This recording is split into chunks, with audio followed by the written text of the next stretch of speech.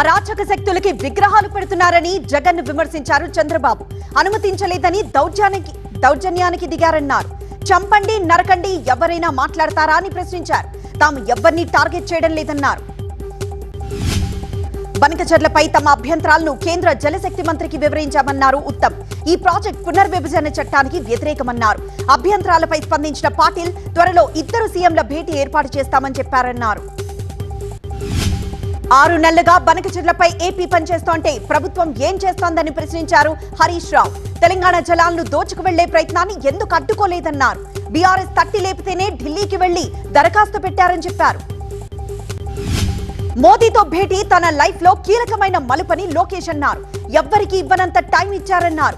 ఏపీకి సహకరిస్తారని మోదీ హామీ ఇచ్చారన్నారు. ప్రధాని తనకు గొప్ప స్ఫూర్తినిచ్చారని, తన భవిష్యత్తు కోసం సలహాలిచ్చారని మంత్రి చెప్పారు.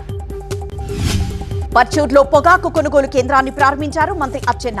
మార్క్ఫెడ్ ఆధ్వర్యంలో బర్లీ పొగాకును కొనుగోలు చేసి రైతుల కళ్లల్లో ఆనందం నింపామన్నారు. మిర్చి రైతుల సమస్యలను కేంద్రం దృష్టికి తీసుకువెళ్లామన్నారు. కడియం రేవూరి ప్రకాష్ రెడ్డిపై మాజీ ఎమ్మెల్సీ కొండా మురళి పరోక్ష విమర్శలు చేశారు.